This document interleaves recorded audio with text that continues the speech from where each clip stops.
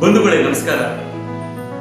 ಈ ದಿನ ಸರ್ವಂತರ್ಯಾಮಿಯಾದಂತಹ ಸರ್ವಶಕ್ತನಾದಂತಹ ಆ ಭಗವಂತನ ಒಂದು ಉತ್ತಮ ಸಂದೇಶವನ್ನು ನೋಡೋಣ. ಶ್ರೀಕೃಷ್ಣ ಪರಮಾತ್ಮ ಒಂದು ಉತ್ತಮ ಸಂದೇಶವನ್ನು ಕೊಟ್ಟ. ಹೇ ಮಾನವ, ನಿನ್ನ ಕರ್ತವ್ಯವನ್ನ ಶ್ರದ್ಧೆಯಿಂದ ಮಾಡು, ಆದರೆ ಪ್ರತಿಫಲವನ್ನು ನಿರೀಕ್ಷೆ ಮಾಡಬೇಡ. ಪ್ರತಿಫಲವನ್ನು ನೀನು ನಿರೀಕ್ಷೆ ಮಾಡದೆ ಅಂತ ಆದ್ರೆ ನೀನು ಆ ಕಾಯಕದಲ್ಲಿ ವ್ಯಾಮೋಹಗೊಳ್ಳಲಾಗಿದೆ ಅಂತ ಅರ್ಥ.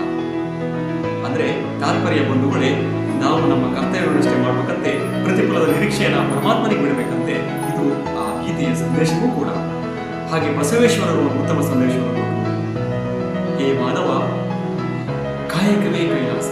ಅಂದರೆ ನಾವು ನಮ್ಮ ಕರ್ತವ್ಯದಲ್ಲಿ ಆ ದೈವತ್ವವನ್ನು ಕಾಣಬೇಕು ಅನ್ನೋದು ಆ ಬಸವರ ಸಂದೇಶವೂ ಕೂಡ.